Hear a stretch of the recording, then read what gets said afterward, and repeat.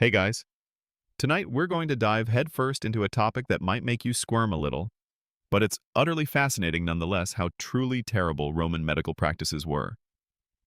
Imagine for a moment, you're strolling through the bustling streets of ancient Rome, the sun warm on your face, the scent of baking bread mingling with something less pleasant. Perhaps you trip on a loose cobblestone, twisting your ankle, and suddenly, the vibrant scene around you dissolves into a stark reality. There's no emergency room, no gentle doctor with sterile gloves and a reassuring smile. Instead, you're facing a world where a broken bone might mean an agonizing amputation, or a simple fever could lead to a cure more lethal than the illness itself. It's a sobering thought, isn't it? A world where you'd probably not survive your 30s, let alone a minor sprain. So, before you get comfortable, take a moment to like the video and subscribe, but only if you genuinely enjoy what I do here. And if you're up for it, drop your current location and time in the comments. Now, dim the lights. Maybe turn on a fan for that soft background hum, and let's ease into tonight's journey together. You find yourself transported, not just back in time, but into a reality where the very notion of healing is a precarious gamble. The air you breathe in ancient Rome isn't quite as clean as you're used to, and the constant hum of the city is punctuated by the occasional cough, the distant cries of a street vendor, and perhaps a wail of pain from a nearby dwelling. Your journey into Roman medicine begins with a fundamental understanding. It was a chaotic blend of inherited wisdom, superstition, religious ritual, and surprisingly, some genuine attempts at scientific observation. The roots of Roman medicine weren't necessarily Roman at all. They were deeply entwined with the practices and philosophies of the Greeks, particularly the teachings of Hippocrates. You see, the Romans, practical and pragmatic as they were in so many aspects of their lives, initially regarded medicine with a certain skepticism, often preferring to rely on traditional home remedies or even the intervention of gods. Imagine a typical Roman household. If someone fell ill, the first response wasn't to call for a doctor, but often to turn to the paterfamilias, the head of the household. This patriarch, or even the matriarch, would often possess a rudimentary knowledge of herbal remedies, passed down through generations. You might be given a concoction of mashed herbs for a stomachache or a poultice of crushed leaves for a bruise. It was a very domestic, very personal approach to illness. This reliance on household remedies highlights a crucial point. Medicine wasn't a highly specialized profession in early Rome in the way it would become later, or as it was in Greece. In fact, many early Roman writers express a degree of disdain for Greek physicians, viewing them as effeminate or even manipulative. You'd certainly think twice before letting a stranger poke and prod you, especially when their methods were so often a mystery. One common, and truly fascinating, historical fact you'd quickly learn is that the earliest forms of medical intervention in Rome often involved appealing directly to the gods. You could visit temples dedicated to Aesculapius, the god of healing, or Hygeia, the goddess of health. Imagine yourself entering one of these temples, the air thick with incense, the murmur of prayers all around you. You might spend a night sleeping on the temple floor, hoping for a divine dream or a miraculous cure. These sleep incubations were a significant part of the healing process for many Romans, demonstrating the deep intertwining of spirituality and health. While we might scoff at such practices today, for them, it was a very real, very tangible path to recovery. And it certainly beats some of the more hands-on approaches. As Roman society evolved and expanded, so too did its exposure to other cultures, particularly the Greeks. Greek physicians began to trickle into Rome, bringing with them a more structured and theoretical approach to medicine. This wasn't always a smooth integration. Mind you, you'd witness cultural clashes, as Roman traditionalists eyed these newcomers with suspicion. Yet, the effectiveness of some Greek medical practices, particularly in treating wounds and performing certain procedures, slowly began to win over the Roman elite. You'd see these Greek doctors, often slaves or freedmen, establishing practices. though their status in Roman society remained complex and varied. This shift from purely domestic remedies to professional practitioners marks a significant, albeit gradual, change in the Roman medical landscape. Now, let's talk about the underlying theories of Roman medicine, which were largely inherited from the Greeks. The dominant theory was the humoral theory, a concept that would govern Western medicine for well over 1,000 years. This theory posited that the human body was composed of four fundamental humors: blood, yellow bile, black bile, and phlegm. You can almost feel your eyebrows raising at this, can't you? It sounds utterly alien to our modern understanding. Each humor was associated with specific organs, temperaments, and even seasons. For instance, blood was linked to air and the spring, while black bile was associated with earth and autumn. The key to health, according to this theory, was maintaining a perfect balance of these humors. If you had an excess or deficiency of any humor, you'd fall ill. Imagine you're suffering from a fever. A Roman physician operating under the humoral theory wouldn't think of bacteria or viruses. Instead, they might diagnose an excess of blood, leading to a plethoric state. And what was the solution for an excess of blood? Bloodletting. Of course. You can almost feel the chill run down your spine as you contemplate the idea. A doctor might cut a vein, apply leeches, or even use cupping glasses to draw blood from your body, believing that by removing the bad humor, they were restoring balance. While this seems horrifying to us, it was a perfectly logical conclusion based on their understanding of the body. The goal was to re-establish harmony, even if the methods were, by our standards, incredibly barbaric and often debilitating. Another common and frequently agonizing practice was purging. If the physician believed you had an excess of, say, black bile causing melancholy, they might prescribe powerful emetics to induce vomiting or strong laxatives to induce bowel movements. You'd be given substances that would make you violently ill, all in the name of expelling the problematic humor. Think about the sheer discomfort, the weakness, the utter misery you'd endure, all as part of your treatment. It wasn't a quick fix either. These processes could be prolonged and incredibly draining.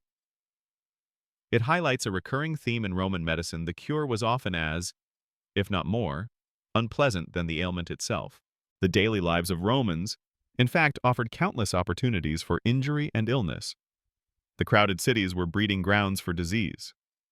You'd navigate narrow, often unsanitary streets, breathing in stale air and encountering all manner of refuse. Sanitation, while impressive in some public aspects like aqueducts and public baths, was often lacking in individual homes.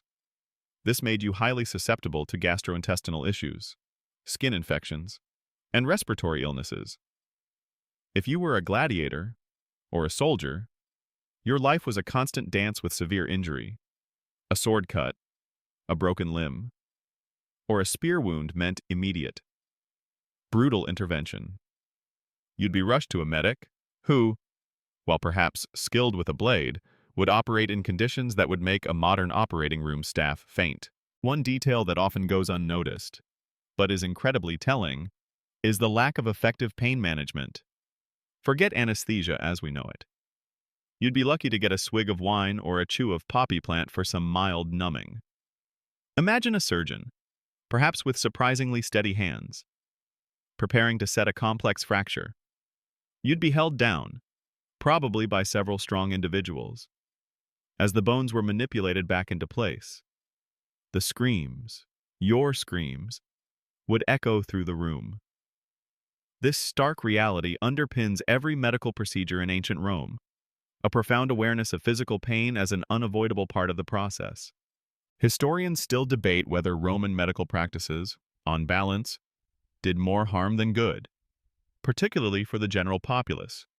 While some argue that practices like bloodletting and purging were often detrimental, leading to dehydration and weakening patients, others point to the effective use of herbal remedies, hygiene practices, and surprisingly advanced surgical techniques for certain types of injuries. The truth, as is often the case with history, is likely somewhere in the middle. For every successful bone setting or wound cauterization, there were countless instances of misdiagnosis, ineffective treatments, and interventions that undoubtedly hastened a patient's demise. It's a testament to the resilience of the human body that anyone survived these treatments at all. You'd encounter physicians from diverse backgrounds, each with their own approaches. There were the Greek-trained doctors, who brought with them a more theoretical understanding of anatomy and physiology. Then there were the more pragmatic, often self-taught Roman practitioners, who focused on practical treatments. And of course, there were the quacks and charlatans, preying on the desperate and the superstitious. How would you, a common Roman, distinguish between them? It was a gamble, a roll of the dice, with your health and, potentially, your life on the line. Trust was hard-earned and easily lost. This initial glimpse into Roman medical practices paints a picture of a world where healing was a brutal, uncertain affair. You'd rely on a mix of tradition, prayer, and the often painful interventions of physicians whose knowledge, while impressive for their time, was still fundamentally limited. The sheer lack of understanding of germ theory, of internal anatomy beyond what could be observed through dissection, which was often limited, meant that many attempts at cure were, at best, educated guesses, and at worst, dangerous experiments. But this is just the beginning of our journey. As you drift deeper into the night, reflect on how lucky you are to live in an age where a simple cut doesn't necessarily mean a fatal infection, and where a trip to the doctor doesn't fill you with existential dread. You've just begun to grasp the grim reality of Roman healing. But now, let's peer closer into the actual tools of the trade. Imagine yourself not just observing, but truly experiencing what it meant to undergo surgery in ancient Rome. It wasn't the gleaming, sterile environment of a modern operating theater, far from it. Picture a room, perhaps dimly lit by oil lamps, the air thick with the smell of sweat, unwashed bodies, and something metallic, something that speaks of fear and pain. The surgeon you're about to encounter, often a military medic or a highly skilled barber surgeon, wouldn't be wearing gloves or a mask. Their hands, though perhaps deft, wouldn't be scrubbed meticulously for minutes on end. This, you quickly realize, is a world where infection isn't understood. It's just a common, often fatal, consequence. The instruments themselves are a chilling testament to Roman ingenuity, twisted to a brutal purpose. You might see a collection laid out on a rough wooden table. Scalpels, forceps, drills, probes, and spatulas, many crafted from bronze or iron. These weren't designed for delicate precision in the way modern surgical tools are. They were often robust, almost crude, built to endure the rigors of battlefield medicine or the harsh realities of urban life. Consider the scalpel, or scalpellus. While we might imagine a razor-sharp, fine blade, Roman scalpels varied widely. Some were indeed quite sharp for incisions, but others were more akin to small knives, used for everything from lancing boils to cutting away dead flesh. You can almost feel the dull pressure, the tearing, rather than a clean slice. Then there were the forceps, or vulsellae. Forget the delicate tweezers of today. These were often substantial instruments, used for grasping, pulling, and even extracting. Imagine a battlefield surgeon using them to pull an arrowhead from flesh, or to clamp off a gushing blood vessel. The sheer force required, the lack of anesthetic, would make you gasp. They also had more refined versions, like dental forceps, designed for pulling teeth, a procedure that was undoubtedly a harrowing experience, even for the most stoic Roman. You'd certainly think twice about indulging in too many sugary dates if you knew the dentist's tools awaited you. Perhaps one of the most terrifying yet surprisingly advanced tools was the bone drill, or terebrum. Romans faced numerous fractures, especially from falls, warfare, and everyday accidents. For certain conditions, particularly skull fractures where pressure on the brain was suspected, trepanation, drilling a hole in the skull, was a known procedure. You can almost hear the rhythmic scraping, the grinding sound as the drill slowly bit through bone.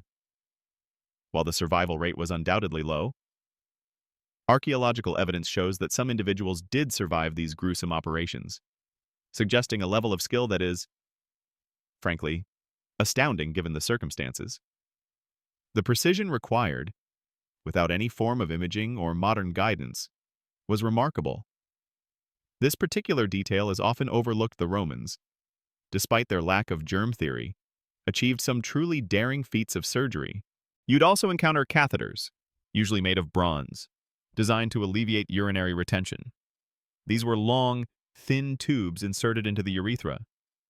Imagine the excruciating pain, the risk of infection, as a metal tube was pushed through such a sensitive area.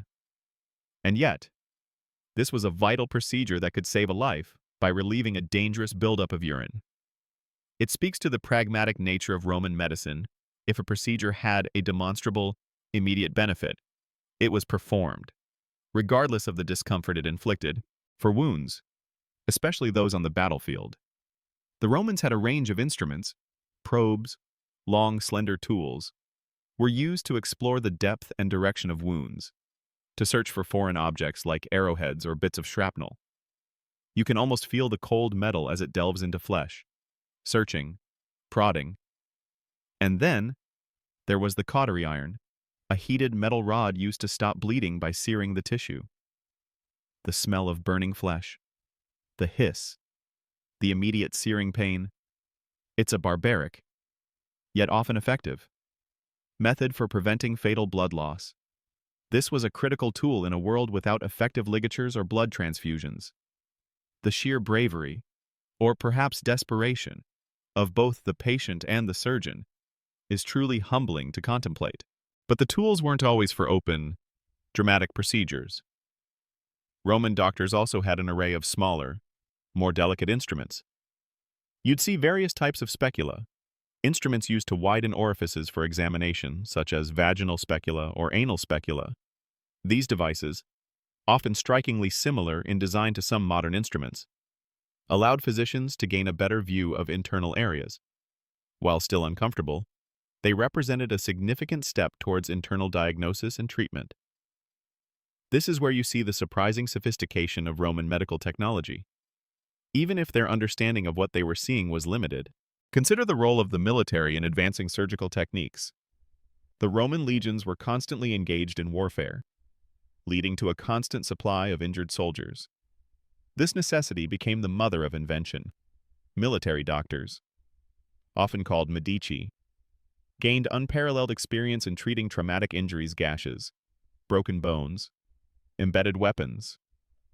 They developed efficient methods for field surgery, wound dressing, and even rudimentary forms of triage. You'd witness a surprising level of organization in military camps, with dedicated infirmaries and trained personnel. This practical, hands-on experience, gained on countless battlefields, undoubtedly led to refinements in surgical tools and techniques that slowly diffused into civilian practice. It's a compelling argument that, while Roman medicine was often brutal, it was also constantly evolving out of sheer necessity. The lack of sanitation during these procedures is a chilling thought. Instruments, though perhaps cleaned superficially, wouldn't be sterilized in the modern sense. They'd be reused from patient to patient, carrying with them the invisible menace of infection. You might see a surgeon wipe a blade on a cloth, or even on their tunic, before using it on the next patient. This fundamental ignorance of germ theory is a constant, terrifying shadow over Roman surgical practice. Many patients who survived the immediate trauma of surgery would succumb days later to rampant infections, the body swelling with pus and fever. The very act of saving a life often introduced a new, equally deadly threat. Historians still debate the true efficacy of Roman surgical interventions. While some argue that the sheer number of documented instruments and procedures suggests a high level of practical skill, others contend that the high mortality rates due to infection and lack of proper pain management rendered many interventions more harmful than beneficial. It's a complex picture on one hand, a sophisticated array of tools and a willingness to perform invasive procedures. On the other, a profound ignorance of the invisible killers that lurked in every unsterilized blade and unwashed hand. Even the most common of procedures, like setting a broken bone, was an ordeal. You'd feel the raw pain as the physician manipulated the fractured limb, striving to align the bone fragments. Splints, made from wood or bandages stiffened with egg whites or plant gums, would then be applied. Recovery was a slow, often agonizing process, complicated by the constant threat of infection and improper healing.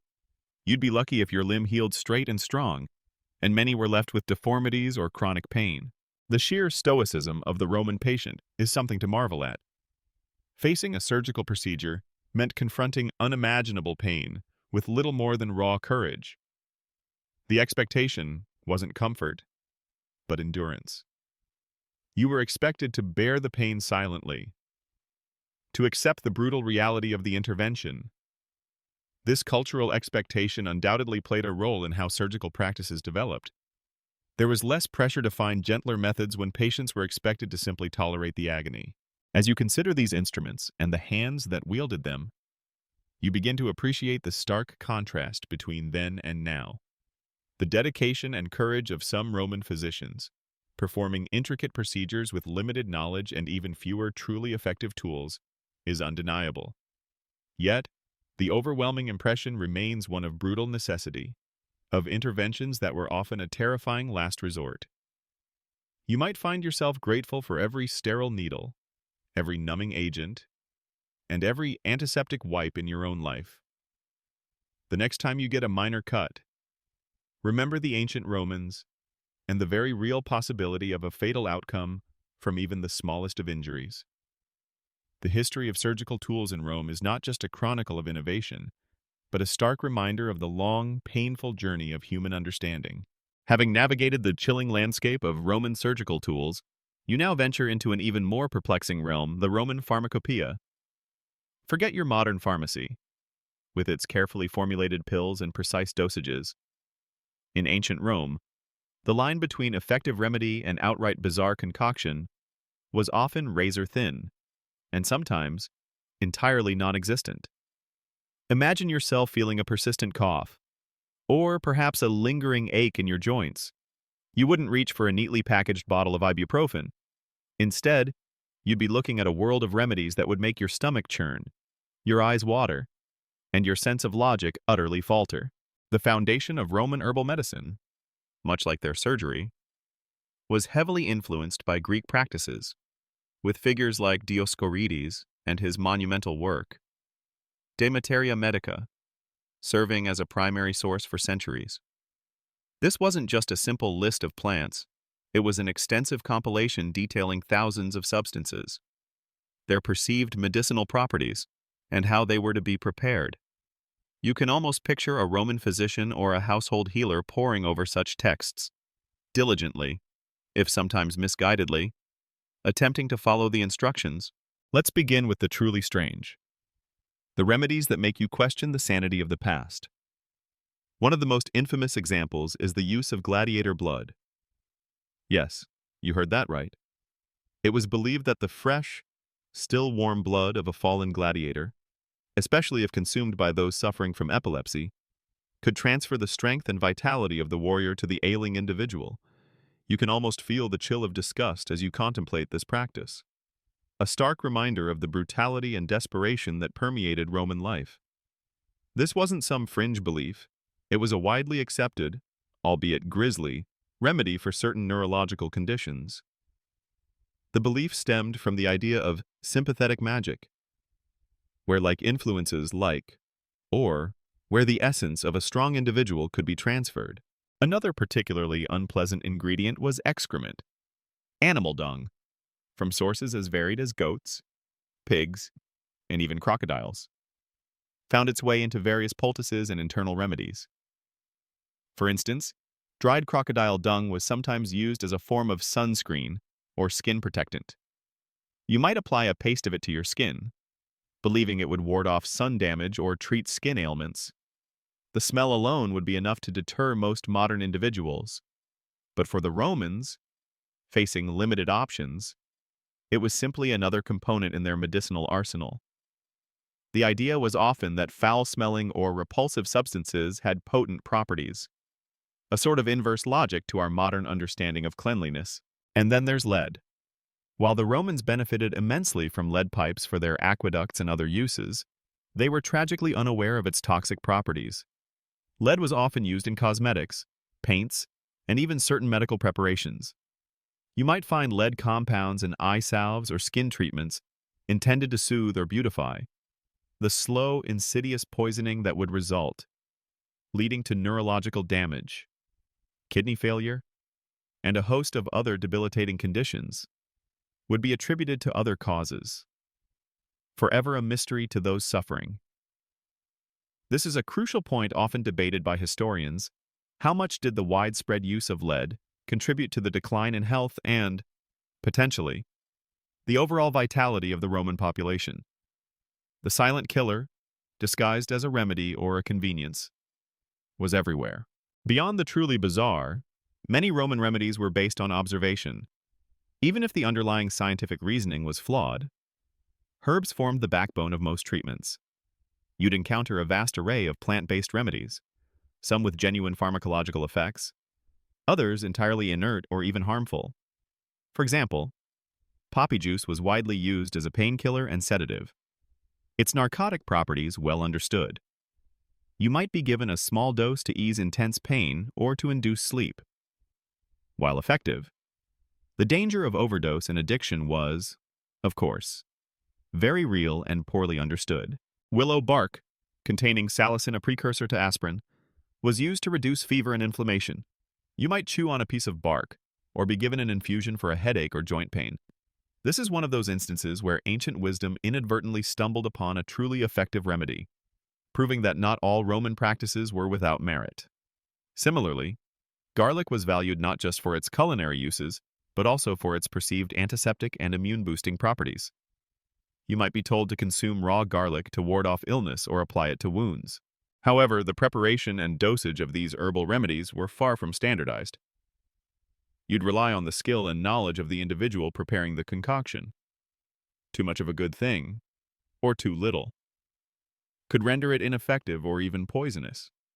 Imagine a physician mixing various herbs, perhaps grinding them with a mortar and pestle, adding other ingredients, without any precise measurements or quality control.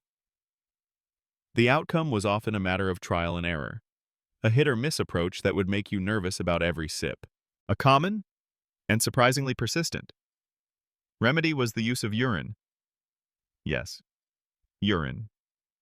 It was believed to have antiseptic properties and was used for cleaning wounds, as a mouthwash, and even as a bleaching agent for teeth, though that's more cosmetic.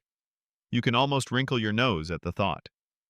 While certain compounds in urine do have antiseptic qualities, the overall risks of infection and the sheer unpleasantness of the practice make it a particularly unappealing form of medicine.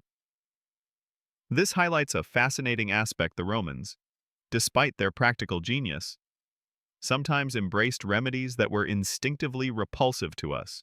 Another broad category of Roman remedies involved animal products beyond just gladiator blood and dung. Animal organs, bile, fat, and even crushed insects were all incorporated into various treatments. For example, a common remedy for snake bites involved applying a paste made from the liver of a snake.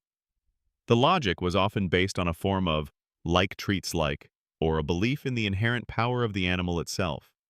You might be given dried animal parts to ingest, believing it would impart strength or cure a specific ailment. The sheer variety and often gruesome nature of these ingredients underscore the Romans' desperate search for cures in a world where disease was a constant, formidable enemy. The sheer diversity of Roman remedies, from the effective to the ridiculous, speaks to a fundamental uncertainty in their medical understanding. There was no single, universally accepted pharmacological system. Instead, you'd find a patchwork of beliefs, traditions, and empirical observations. A Roman doctor might prescribe a complex polypharmacy, a mix of many different ingredients, hoping that at least one of them would have the desired effect.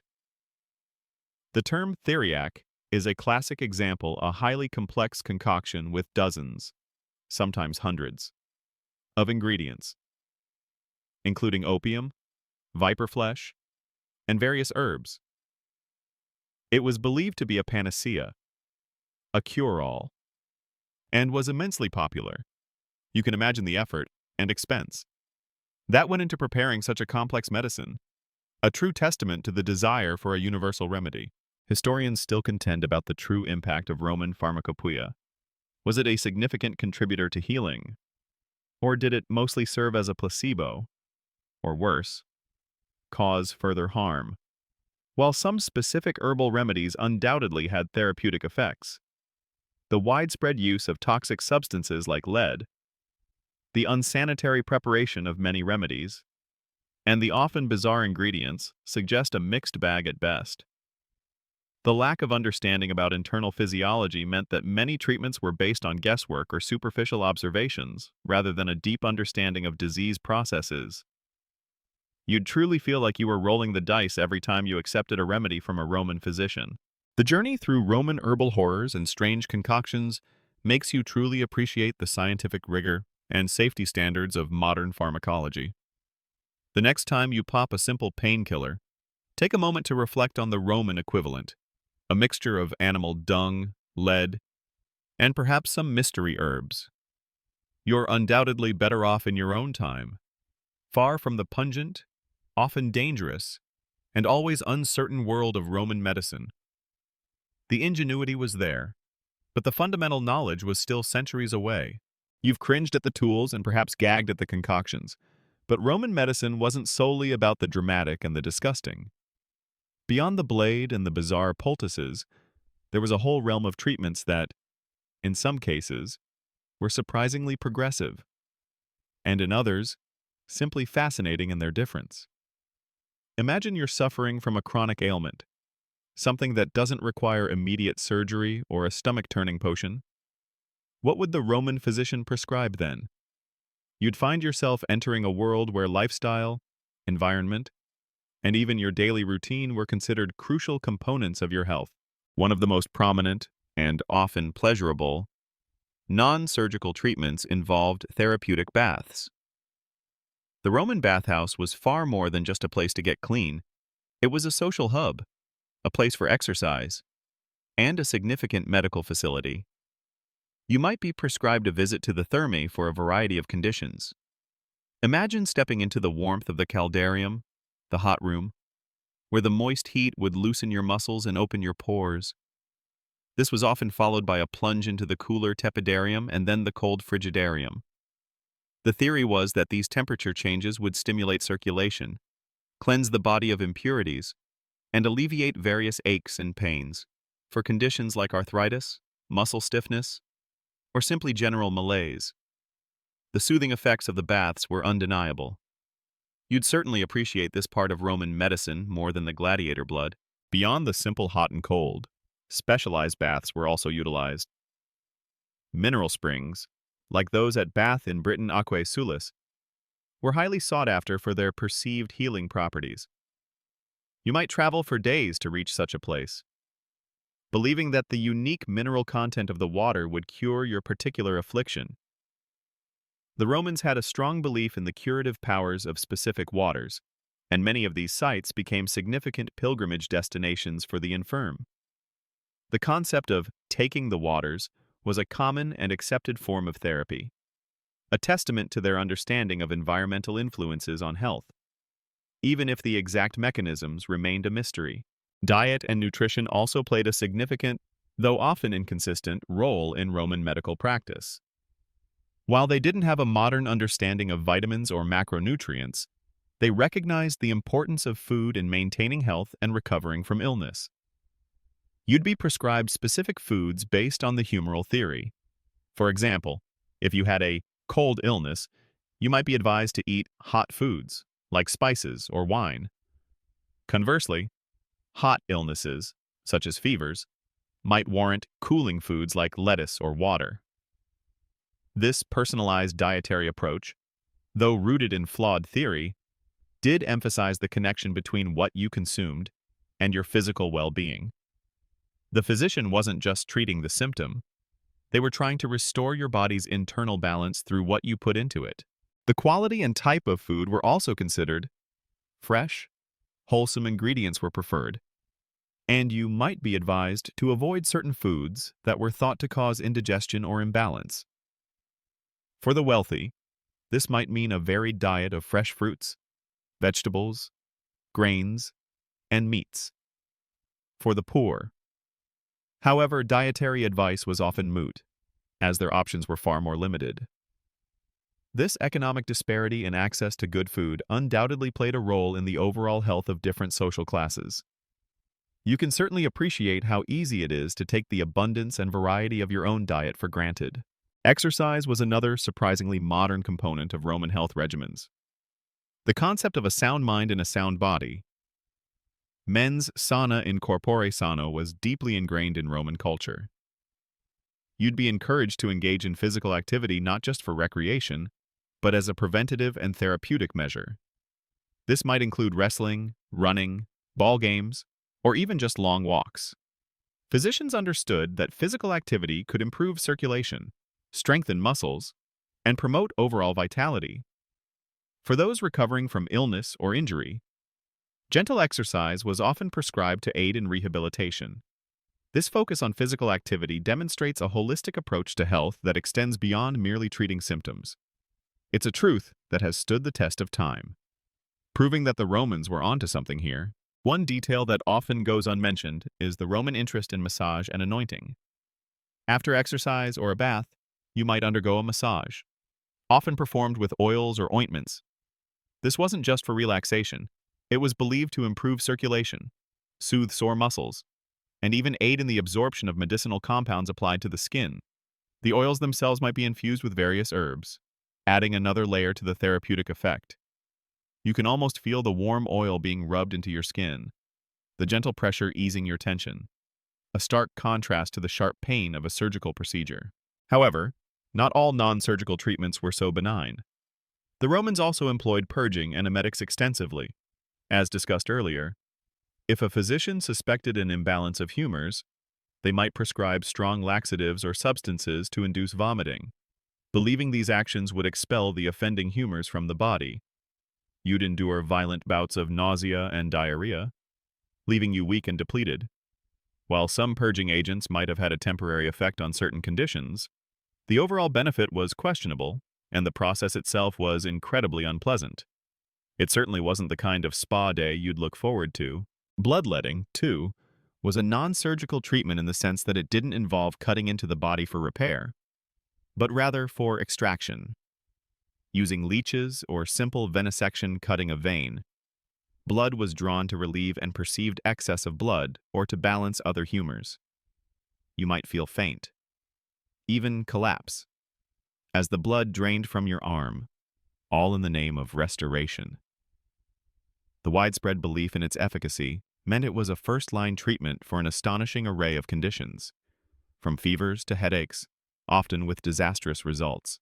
Historians still debate the true impact of these less invasive practices.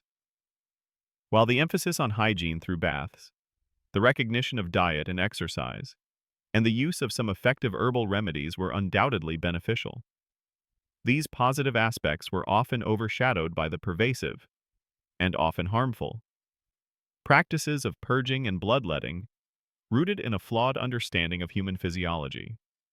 The concept of rest was also understood to be crucial for recovery, a seemingly obvious point that sometimes gets lost in the more dramatic narratives of Roman medicine. You'd be advised to rest in a quiet, temperate environment, and avoid strenuous activity. This simple, yet effective advice highlights that some common-sense principles transcended their scientific limitations. The Roman approach to non-surgical medicine was a complex tapestry woven from common sense, empirical observation, superstition, and flawed theory. For every soothing bath or beneficial walk, there was a debilitating purge or a dangerous bloodletting. You'd find physicians meticulously prescribing regimens of diet and exercise, while simultaneously advocating for remedies that defy modern understanding. The overall picture is one of a society grappling with illness, seeking cures through every available means, often without fully understanding the underlying causes or effects. You can appreciate the Romans' persistent quest for health, even as you mentally catalog all the ways you'd try to avoid their cures. You've explored the gruesome tools and the questionable concoctions, even the surprisingly sensible non-surgical approaches. Now, let's talk about the giant on whose shoulders much of Roman, and indeed medieval, medicine stood, Galen of Pergamon. Imagine stepping into a lecture hall in Rome, not filled with students, but with an air of reverence for a man whose intellect cast a shadow for over 1,000 years. Galen wasn't just a physician. He was the physician. His theories, his methods, and his prolific writings would become the bedrock of Western medical thought until the Renaissance. You might think of him as the unchallenged authority, the medical demigod whose pronouncements were gospel. Born in Pergamon, modern-day Turkey, around 129 AD, Galen was a Greek, but he spent a significant portion of his life, and certainly the most influential part, in Rome. He was a physician to emperors, a prodigious writer, and an obsessive experimenter within the bounds of what was permitted and ethical for his time. You might picture him as an imposing figure, perhaps a little arrogant, but undeniably brilliant. His ambition was to synthesize all existing medical knowledge, particularly the teachings of Hippocrates, and build upon it with his own observations and dissections. This comprehensive approach is what truly set him apart. Galen's enduring influence stems from his vast body of work. He wrote hundreds of treatises covering anatomy, physiology, pharmacology, and clinical practice. Imagine the sheer volume of scrolls he produced, meticulously detailing his findings and theories. His primary method for understanding anatomy was through the dissection of animals, particularly pigs and monkeys. As human dissection was largely forbidden in Rome during his time, you can picture him in a rudimentary dissecting room, carefully examining organs, tracing nerves, and speculating on their functions.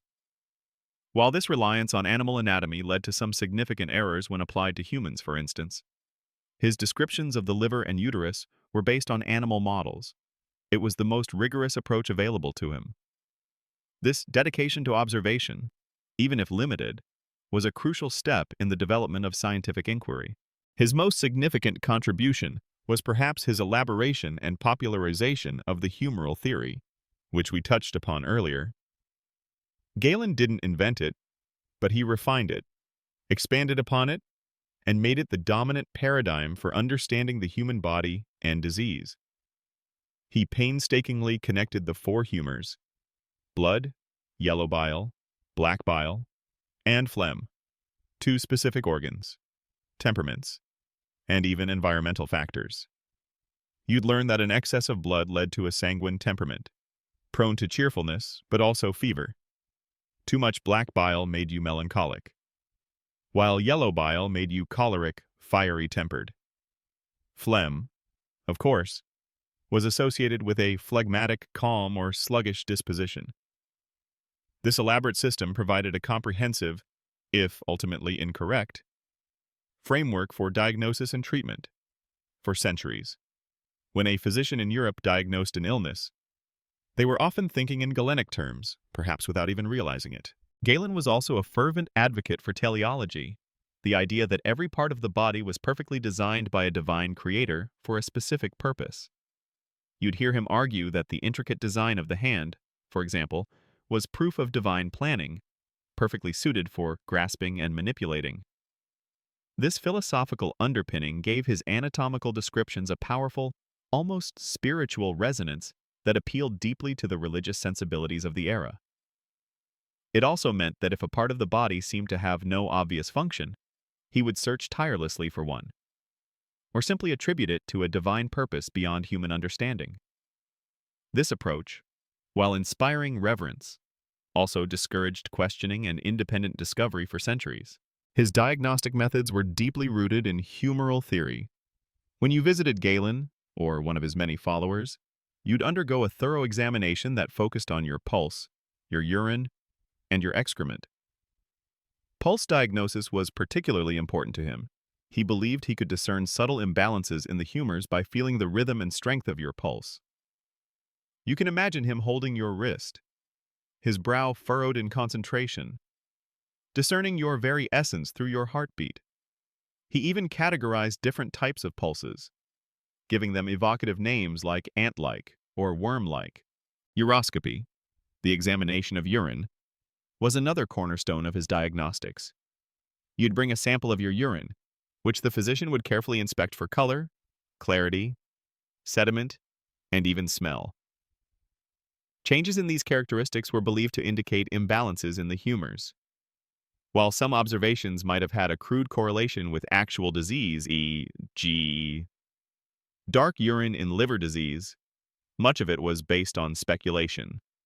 Nevertheless, this practice persisted for centuries, a hallmark of medical examination. You'd be asked about your diet, your daily routines, and your emotional state, as Galen believed these all influenced the balance of your humors. Galen was also a pioneer in experimental physiology, albeit limited by the technology of his time. He conducted numerous experiments on live animals' vivisection, particularly pigs, to understand how the body functioned. For example, he demonstrated that the voice came from the larynx by ligating the recurrent laryngeal nerve in a pig, causing it to squeal without voice. He also showed that urine was produced by the kidneys and not by the bladder, by ligating the ureters. These were groundbreaking observations that challenged existing misconceptions. While ethically problematic by modern standards, these experiments represented a rigorous, empirical approach to understanding bodily functions. You'd be both impressed by his scientific curiosity and disturbed by his methods. His therapeutic approaches were equally influenced by his humoral theories. He advocated for a holistic approach, emphasizing not just drugs and surgery, but also diet, exercise, and environmental factors. He was a master of polypharmacy, often prescribing complex mixtures of herbs, minerals, and animal products, believing that multiple ingredients would target various humoral imbalances. Remember the Theoriac from before Galen was a major proponent and refiner of such complex remedies. His detailed instructions for preparing these concoctions filled entire volumes, making him not just a physician, but also a revered pharmacist. The sheer longevity of Galen's influence is a subject of ongoing historical debate. For over 1,300 years, his teachings were rarely questioned, forming the unshakable foundation of medical education and practice across Europe and the Islamic world. Why such enduring authority? Part of it was the sheer comprehensiveness of his system. It offered an explanation for almost everything. Part of it was his teleological view, which resonated with the prevailing religious doctrines. And part of it was simply the lack of new, compelling evidence to challenge his authority. You can imagine the intellectual inertia, the immense weight of tradition that had to be overcome for new ideas to take root. Even when anatomical discoveries in the Renaissance contradicted Galen, many scholars initially chose to believe Galen was right and the human body had simply changed over time. Ultimately, Galen's legacy is a complex one. He was a brilliant observer, a rigorous experimenter for his time, and a prolific writer who synthesized vast amounts of medical knowledge. He undoubtedly advanced the understanding of anatomy and physiology. However, his uncritical acceptance of the humoral theory and his reliance on animal dissection led to significant errors that persisted for centuries, hindering true progress. His monumental authority also stifled innovation, making it incredibly difficult for subsequent generations to challenge his ideas. You can see how his genius was both a light guiding medicine forward and a heavy anchor holding it back. As you drift off, consider the power of unchallenged authority and how even the brightest minds can inadvertently hinder progress when their ideas become dogma. It's a profound thought for a quiet night. You've explored the intricate world of Roman healing, from its gruesome tools to the monumental influence of Galen. But beyond individual doctors and their practices, the Romans, with their renowned engineering prowess, made significant strides in an area that directly impacted public health, sanitation, and infrastructure. Imagine stepping out of a cramped, often unsanitary dwelling into the bustling heart of Rome. While individual hygiene might have been questionable for many, you'd quickly realize that the city itself possessed an astonishing level of public cleanliness, especially compared to other ancient civilizations. This public health paradox, advanced infrastructure alongside often primitive personal medical practices, is one of the most intriguing aspects of Roman life. The most iconic symbol of Roman public health is undoubtedly the aqueducts. You can picture these colossal structures, stretching across the landscape, bringing fresh, clean water from distant springs and rivers directly into the heart of the city. These weren't just architectural marvels, they were vital arteries of public health. Imagine the sheer logistical challenge of supplying millions of gallons of water daily to a burgeoning metropolis. Before the aqueducts, Romans relied on wells and the Tiber River, sources that were often contaminated. With the aqueducts, a constant supply of potable water flowed into public fountains, private homes for the wealthy, and most importantly, the public baths. This continuous flow of fresh water was a game changer for reducing waterborne diseases, even if the Romans didn't understand the germ theory behind it. You'd certainly appreciate a cool, clean drink from a public fountain on a hot Roman day. Complementing the aqueducts were the equally impressive sewer systems, most famously the Cloaca Maxima. This greatest sewer, a colossal engineering feat, channeled waste and stormwater away from the city center, emptying into the Tiber River. While the Tiber itself eventually became quite polluted, the immediate effect was to remove significant amounts of waste from the streets and public areas. You can almost smell the difference, even if only faintly. This system drastically reduced the prevalence of diseases that thrive in stagnant, contaminated environments. Imagine a city without any organized waste disposal. The stench, the disease, the sheer unpleasantness. The Cloaca Maxima, even in its simplicity, was a monumental step forward in urban hygiene. However, historians still debate how much human waste actually entered the sewer system from individual homes. As most households used cesspits or public latrines, it certainly wasn't a comprehensive modern sewage system. Speaking of public latrines, these were another fascinating aspect of Roman public health.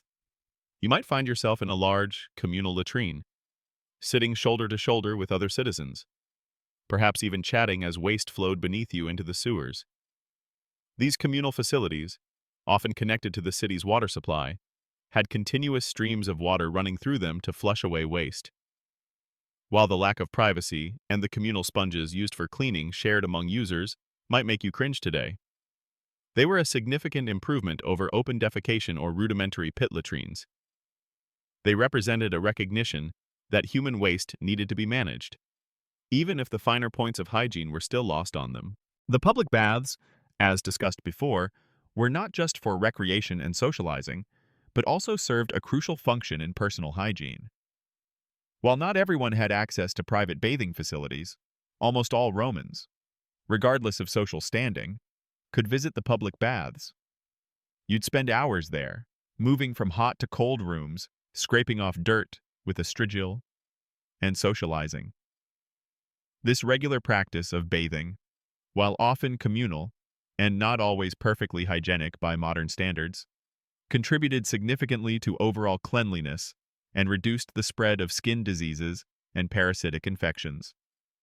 It's an interesting paradox. Roman public spaces were often cleaner than their private homes due to this communal infrastructure. You'd certainly appreciate a good scrub down after a long day in dusty Rome.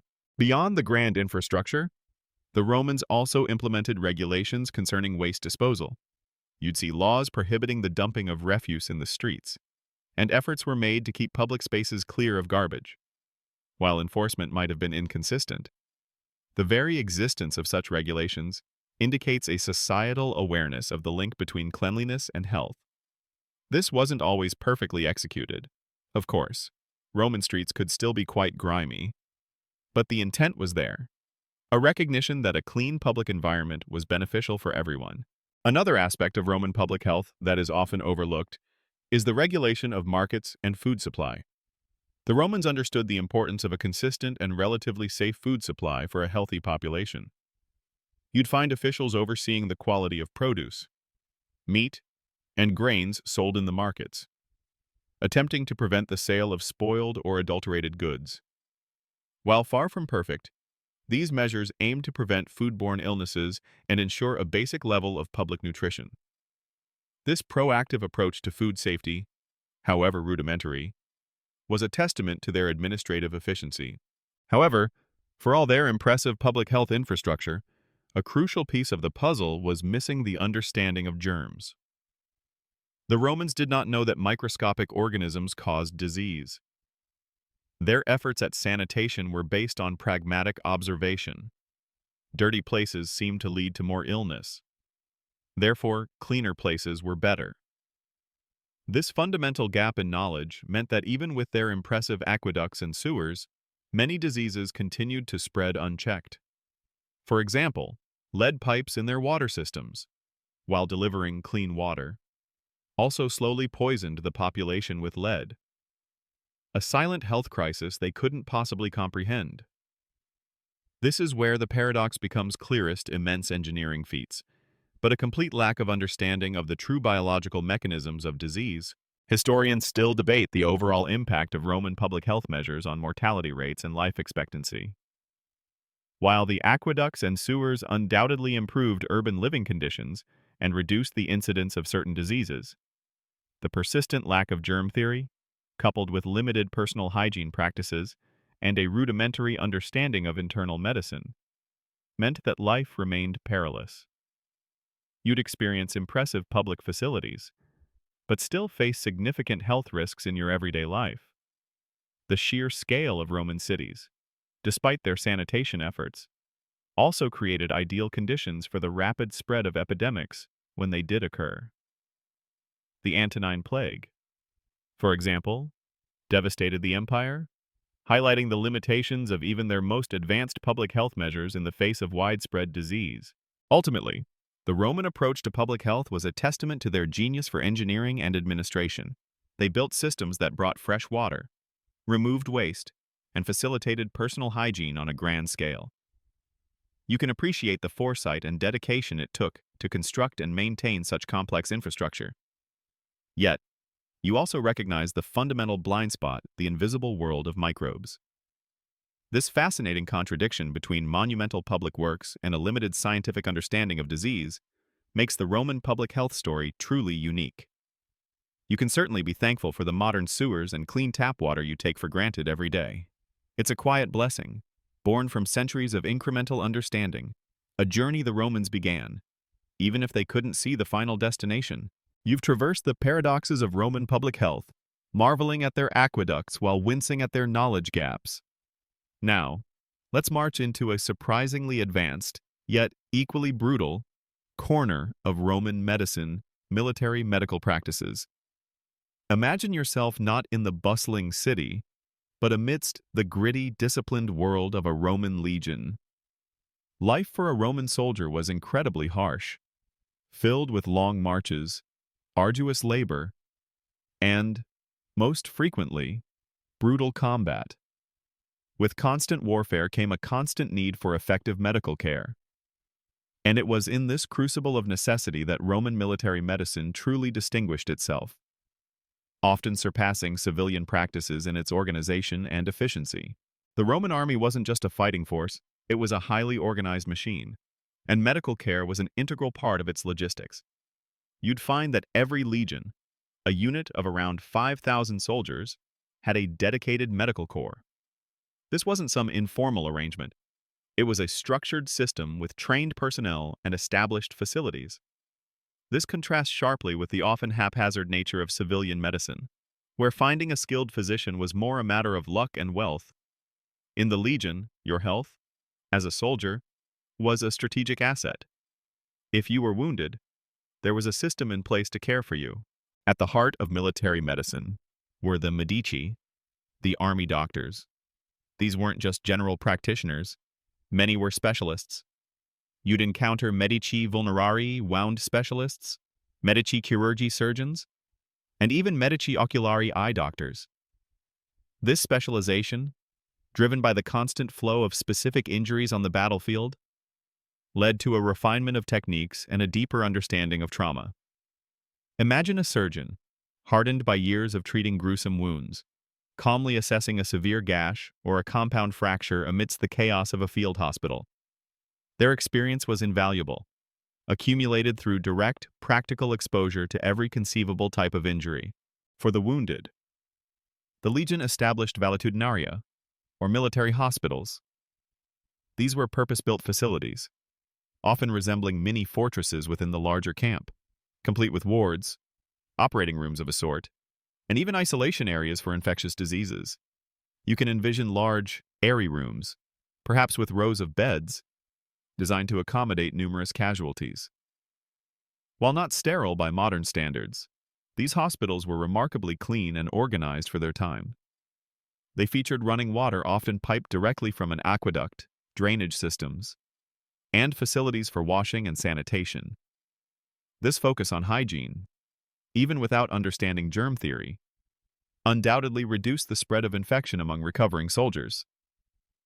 The very existence of such dedicated facilities for the common soldier was a monumental achievement for the ancient world. On the battlefield itself, Roman military medics developed a sophisticated system for first aid and triage. You'd see trained personnel, often working quickly under fire, attending to the immediate needs of the wounded. Soldiers were trained to carry basic first aid equipment, and medics would carry their specialized kits. The focus was on stopping bleeding, splinting fractures, and transporting the wounded to the valetudinarium as quickly as possible. This rapid intervention was crucial for improving survival rates, a practical realization that swift action could prevent minor injuries from becoming fatal. The concept of triage, prioritizing patients based on the severity of their injuries and likelihood of survival, was implicitly practiced, even if not formally named. You wouldn't spend time on a soldier who was clearly beyond help when others could be saved. The practical experience gained in treating wounds led to an advanced understanding of wound management. Roman military surgeons were skilled in cleaning wounds, removing foreign objects, and suturing.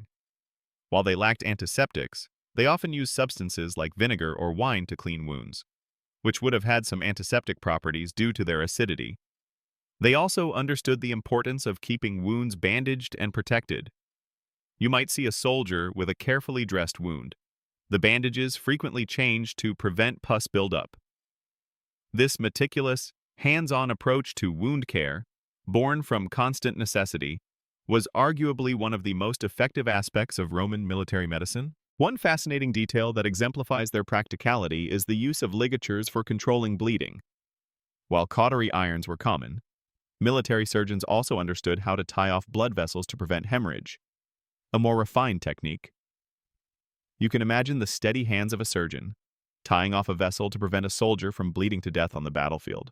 This skill, refined through endless practice, was a true lifesaver. This ability to control bleeding effectively was a major factor in improving battlefield survival. Furthermore, military medicine extended beyond immediate injury care to include preventative measures. Roman camps were laid out with an emphasis on sanitation and health. You'd notice carefully planned drainage, designated areas for waste disposal, and often a location chosen for its natural clean water supply and good ventilation. The building of valetudinaria often involved choosing healthy, elevated sites to reduce disease. You might even see regulations concerning soldiers' diets and physical training, all aimed at maintaining a fit and healthy fighting force. This proactive approach, while not always perfectly effective, highlights a strategic understanding of health as crucial for military strength. Historians still debate the overall success rate of these military medical practices. While undeniably advanced for their time, the sheer scale of warfare and the lack of germ theory still meant that many soldiers succumbed to their injuries or subsequent infections. The legacy of Roman military medicine is profound. Many of the surgical instruments we discussed earlier were developed or refined in a military context. The structured organization of medical corps and dedicated hospitals would influence medical practice for centuries to come, laying the groundwork for later innovations. You can see how the pragmatic, problem-solving nature of the Roman army pushed the boundaries of medical knowledge and application. While civilian medicine often lagged, constrained by traditional beliefs and less consistent access to resources, The army provided a centralized, well-funded, and experience-rich environment for medical advancement. You might find yourself grateful for the sheer determination of these military medics, saving lives under the most brutal conditions imaginable. The next time you see a portrayal of a Roman legion, remember that alongside their formidable fighting prowess, they possessed a surprisingly sophisticated, if still often agonizing, system for healing their wounded. It's a testament to the human spirit's drive to overcome adversity, even in the face of terrible odds.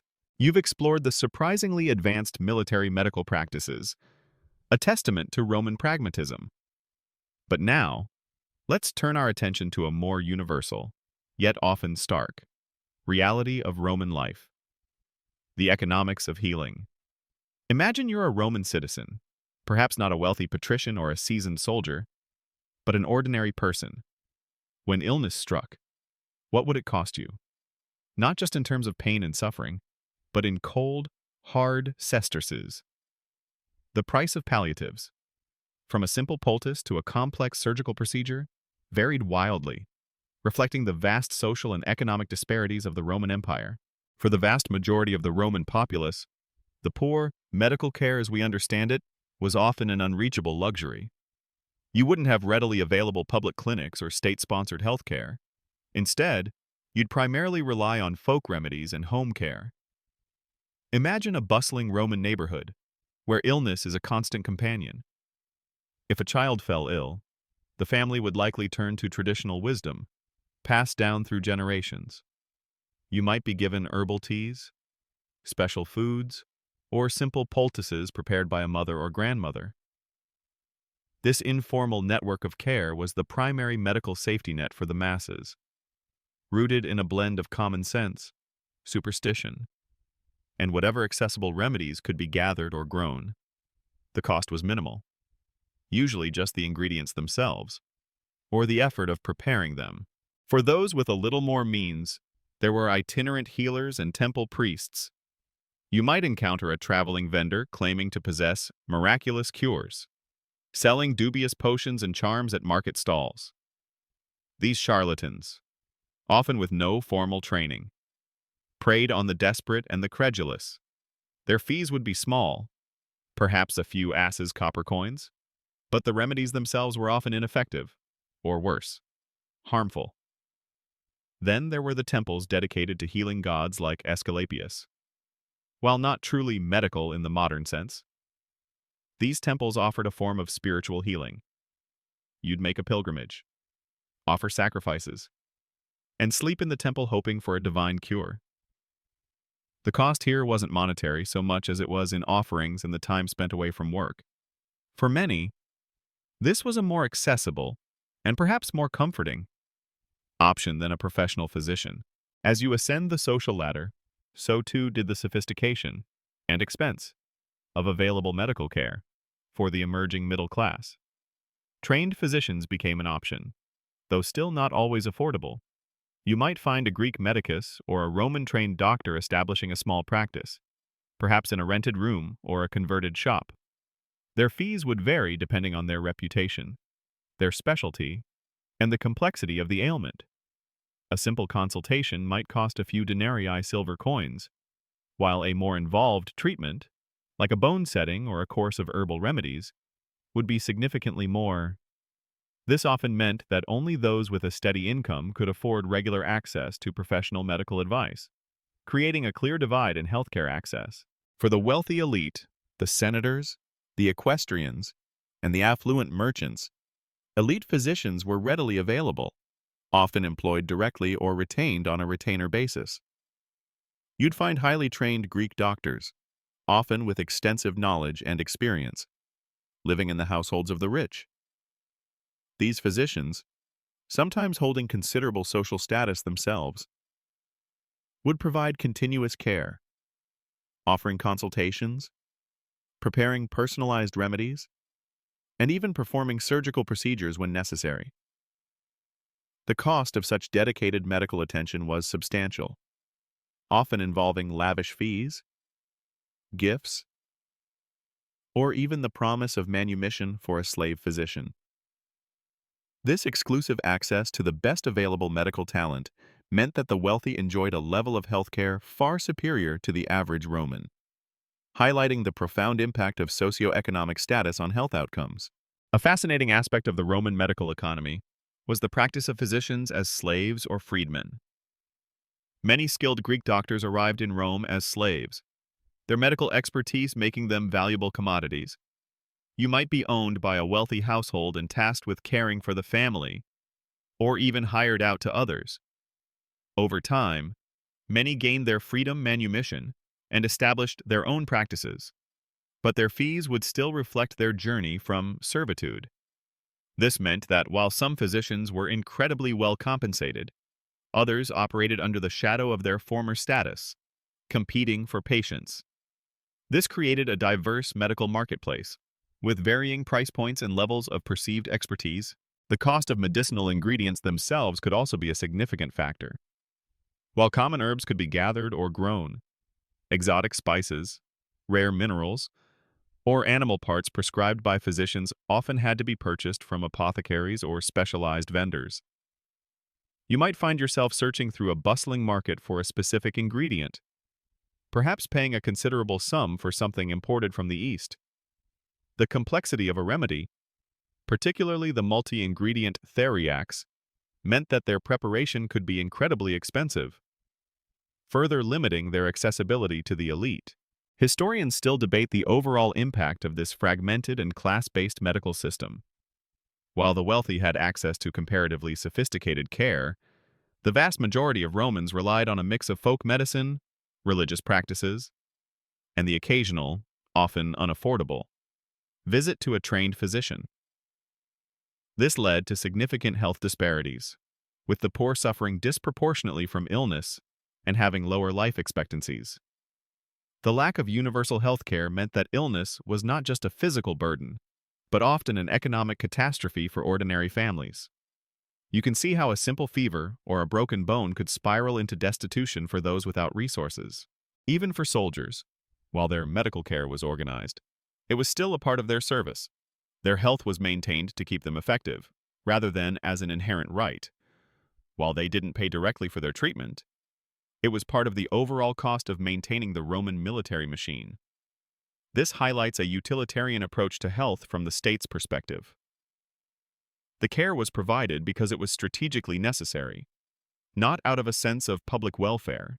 Ultimately, the price of palliatives in ancient Rome was a stark reflection of its society, highly stratified and often unforgiving. You'd live in a world where your access to healing was largely determined by the size of your purse. It's a sobering thought, making you appreciate the modern concept of universal healthcare, however imperfectly implemented it may be.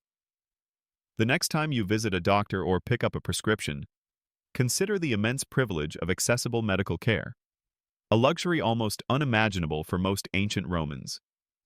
This economic reality shaped the lives, and often the deaths, of millions. A silent, yet powerful, force in the history of Roman medicine. You've explored the economic realities of Roman healing, and now, let's step into an even more pervasive, often unacknowledged, aspect of Roman medicine, the stronghold of superstition. Imagine yourself in ancient Rome, grappling with an illness that no physician can cure, no herb seems to alleviate, and no bath provides relief. In such moments of desperation, the lines between medicine, magic, and divine intervention blurred entirely. For many Romans, the world was alive with gods, spirits, and omens, and their health was intimately tied to these unseen forces. You'd find that for every pragmatic treatment, there was often an accompanying ritual, a charm, or a prayer, reflecting a deep-seated human need for control in the face of the unknown. At the forefront of this spiritual approach to healing were the healing cults and deities. The most prominent was the cult of Aesculapius, the Greek god of medicine, whose worship spread widely throughout the Roman world. You might visit a temple dedicated to him, a sacred precinct where the sick would gather. Imagine the air thick with incense, the whispers of prayers, and the hope in the eyes of the ailing. You'd undergo rituals, perhaps sacrifices, and then, most famously, incubation, where you would sleep within the temple grounds, hoping for a divine dream in which Aesculapius or one of his sacred snakes would appear and reveal a cure. The temple staff would then interpret these dreams, leading to a prescribed course of action, often involving diet, exercise, or simple remedies, but framed as divine instruction. This wasn't just superstition. For many, it was a profound spiritual experience that offered solace and hope where conventional medicine failed. Beyond the formalized cults, amulets and charms were incredibly common. You'd wear them around your neck, wrist, or even sewn into your clothing, believing they had protective powers against disease, the evil eye, or bad luck. These could range from simple knots of thread to elaborately carved stones or metal effigies of deities. Imagine a Roman child wearing a bulla, a small locket containing protective charms, meant to ward off illness and danger. You might carry a small image of a protective god or a symbol believed to bring good health. The belief was that these objects created a barrier, a mystical shield against the unseen forces that caused illness. This highlights a universal human tendency to seek comfort and control through symbolic gestures, especially when facing unpredictable threats. Omens and portents also played a significant role in understanding health and disease. Romans were highly attuned to signs from the gods, and unusual events were often interpreted as warnings or explanations for illness. You might consult an augur, who would interpret the flight of birds, or a haruspex, who would examine the entrails of sacrificed animals, seeking divine guidance on a medical condition. If you suddenly fell ill, you might look for an unusual event that preceded it, believing it to be a sign. This constant search for meaning in the everyday world, interpreting natural phenomena as divine messages, profoundly influenced how illness was perceived and responded to. It's a stark contrast to our modern, evidence-based approach. Magic and sorcery, though often frowned upon by official Roman society, were also part of the healing landscape, particularly for those who felt disenfranchised or desperate. You might seek out a magician or witch who offered curses for enemies, but also love potions and, importantly for our topic, magical cures for ailments. These often involved elaborate rituals, incantations, and the use of unusual ingredients, sometimes even human remains, appealing to darker forces or less benevolent deities. While not mainstream, this undercurrent of magical practice reveals the extent to which Romans would go to seek relief, even when conventional means failed or were inaccessible. The influence of astrology on Roman medicine is another fascinating detail. Many physicians, especially those in the later empire, incorporated astrological principles into their diagnoses and treatments. You'd find beliefs that certain body parts were governed by specific planets or zodiac signs. A physician might consult a horoscope to determine the most auspicious time for a surgery or for administering a particular remedy. If you had a fever, it might be attributed to the unfavorable alignment of certain celestial bodies. While we view astrology as a pseudoscience, for the Romans, it was often considered a legitimate tool for understanding the cosmos and its influence on human health. This reflects a worldview where the macrocosm, the universe, was believed to directly influence the microcosm, the human body. Historians still debate the true extent to which astrological beliefs dictated medical interventions versus merely influencing the timing of treatments. Even in the writings of respected medical figures like Pliny the Elder, you find a curious blend of empirical observation and outright superstition. His Natural History, while a monumental work of compilation, contains numerous remedies that would strike you as utterly bizarre or magical. He might recommend the ashes of a burnt swallow for epilepsy, or a mixture of wolf's liver and wine for certain stomach ailments. You'd see him meticulously describing plants with medicinal properties, but also giving credence to the power of charms and incantations. This intermingling of the practical and the mystical demonstrates just how deeply ingrained superstitious beliefs were. Even among the educated, the prevalence of such practices highlights a fundamental truth Ancient medicine, for all its advancements, operated within a profound knowledge vacuum regarding the true causes of disease. When faced with illness, and without the benefit of germ theory or modern diagnostics, it was natural to seek explanations and solutions in the realm of the divine or the supernatural. You'd try everything, from the surgeon's knife to a magical amulet, hoping something would work. This desperation, combined with a cultural worldview steeped in polytheism and reverence for omens, ensured that superstition remained a powerful, enduring force in Roman medicine. Ultimately, the stronghold of superstition in Roman medicine was not merely a sign of ignorance, but a testament to the human spirit's persistent search for meaning and control in a world governed by forces it could not comprehend. For every Roman who stoically endured a painful surgical procedure, countless others sought solace and healing in the gentle whispers of a temple priest, the protective gaze of an amulet, or the auspicious alignment of the stars. You can almost feel the weight of their hope, their desperate belief in something beyond the tangible.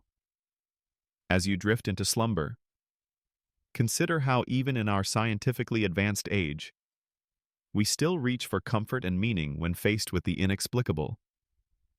The whispers of ancient Roman superstition may be long gone, but the human need to believe, to hope, remains etched in our very nature. You've journeyed through the grim operating rooms, the strange apothecaries, the communal baths, the disciplined military clinics, the varied economic landscape, and the mystical realm of Roman healing. Now, as our journey nears its end, let's reflect on the profound legacy of Roman medical practices. Imagine standing at the crossroads of history, looking back at the brutal yet pioneering efforts of Roman physicians, and forward to the countless advancements that built upon their often flawed foundations. For all their terrors and missteps, the Romans undeniably laid stones upon which the edifice of future medical understanding would slowly, painstakingly, be constructed. One of the most enduring legacies is their contribution to medical organization and infrastructure. You've seen how their aqueducts and sewer systems, while not understood in terms of germ theory, dramatically improved public sanitation in cities. This commitment to large-scale public health, through engineering feats, provided a blueprint for urban planning that would be rediscovered and built upon centuries later. The valetudinaria, the military hospitals, stand as a testament to their organizational genius. These dedicated medical facilities, with their structured care and specialized personnel, were unprecedented in the ancient world and served as early models for institutional healthcare. You can trace a direct lineage from these Roman military hospitals to the hospitals that began to emerge in the medieval period and beyond. The Romans also excelled in surgical instrumentation and techniques, particularly in the context of military medicine. While crude by today's standards, their array of scalpels, forceps, drills, and cautery irons were surprisingly sophisticated for their time. The practical experience gained by military surgeons in treating traumatic injuries led to refinements in wound care, bone setting, and the control of hemorrhage. You can still see similarities between some Roman surgical tools and their modern counterparts, a clear indication of their lasting design principles. The emphasis on careful wound cleaning, even if not truly antiseptic, was a step in the right direction, an empirical observation that improved outcomes. The towering figure of Galen casts the longest shadow. Despite his errors, his systematic approach to anatomy and physiology, based on observation, even if primarily on animals and logical deduction, dominated Western medical thought for over a millennium. His emphasis on detailed description, his humoral theories, and his prolific writings became the curriculum for medical students for centuries. You can imagine generations of scholars meticulously studying his texts, dissecting his arguments, and attempting to apply his complex diagnostic framework. Even when later discoveries contradicted him, it was Galen's work that provided the intellectual framework to be challenged. His legacy is a complex one, both advancing and occasionally hindering progress, but undeniably foundational. Furthermore, the Romans contributed significantly to medical literature and education. The sheer volume of medical texts produced during the Roman period, often building upon Greek knowledge, served as crucial repositories of information that survived the collapse of the Western Roman Empire.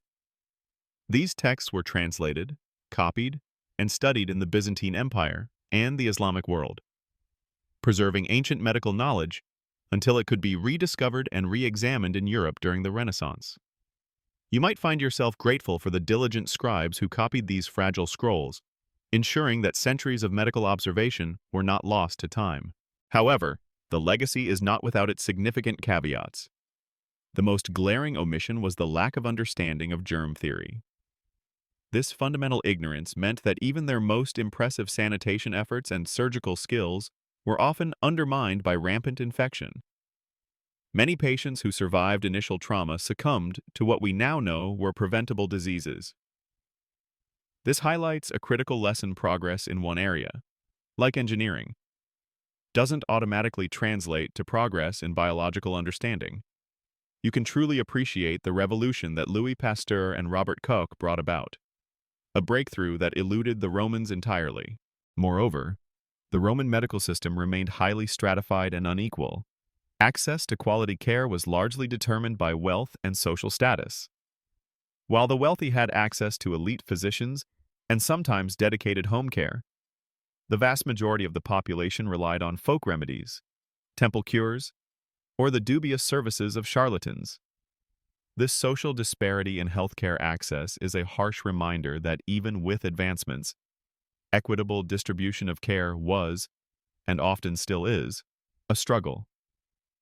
You'd certainly rather be sick in the modern age, with its democratic access to at least basic medical services.